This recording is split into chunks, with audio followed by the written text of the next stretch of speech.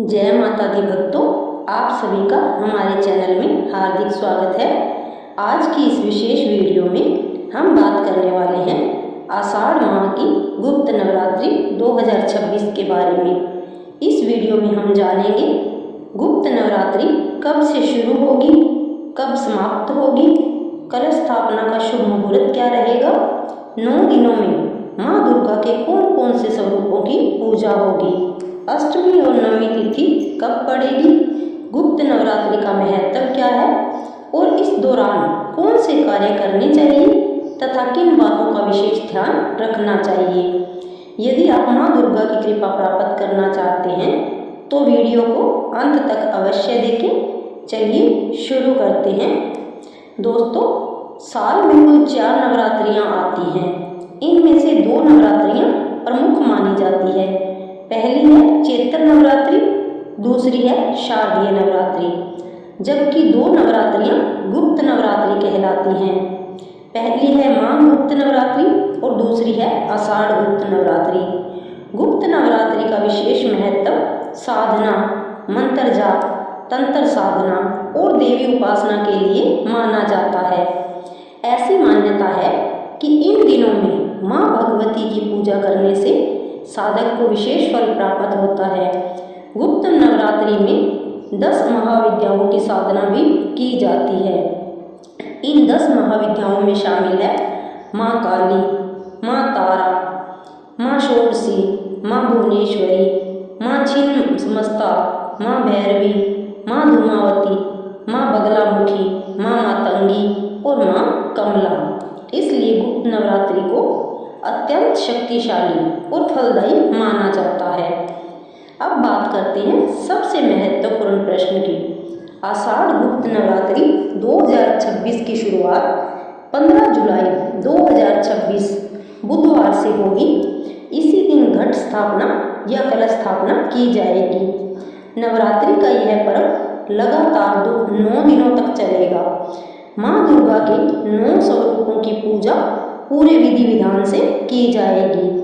इन 9 दिनों में भक्त व्रत रखते हैं, मंत्र जाप करते हैं, देवी पाठ करते हैं और माँ की विशेष आराधना करते हैं। दोस्तों, आषाढ़ गुप्त नवरात्रि का समापन 23 जुलाई 2026 गुरुवार को होगा। इस दिन नवमी तिथि रहेगी।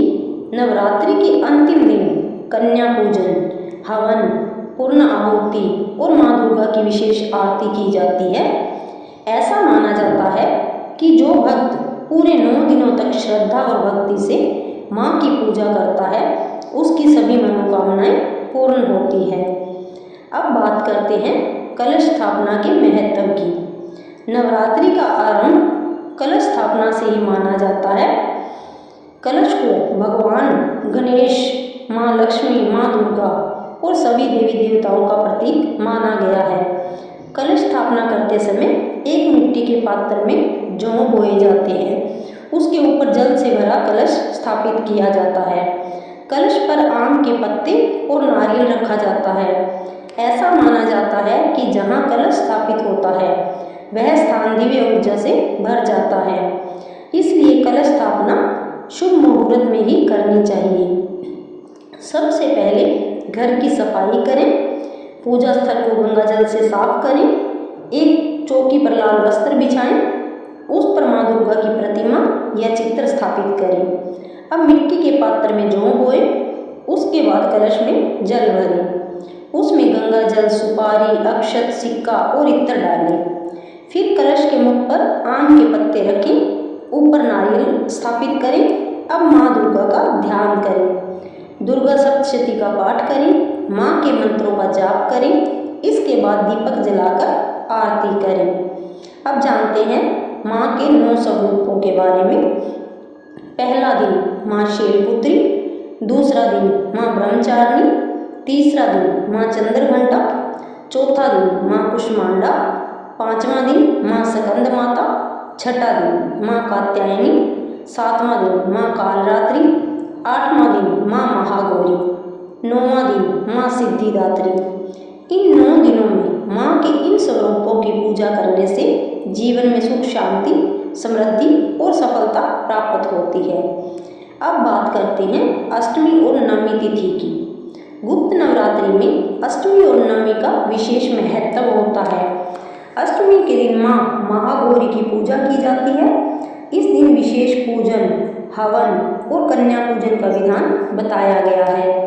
वहीं नवमी के दिन माँ सिद्धिदात्री की पूजा की जाती है। यह नवरात्रि का अंतिम और अत्यंत महत्वपूर्ण दिन माना जाता है। कई भक्त अष्टमी या नवमी के दिन कन्या पूजन करके अपने व्रत का पारण करते हैं। अब जानते हैं गुप्त नवरात्रि में क्या करें। इन दिनों में प्रतिदिन माँ दुर्गा का ध्यान करें, दुर्गा चालीसा का पाठ करें, दुर्गा सप्तशती का पाठ करें, जरूरतमंद लोगों को दान दें, सात्विक भोजन ग्रहण करें, सत्य और सदाचार का पालन करें, घर में सकारात्मक वातावरण बनाए रखें।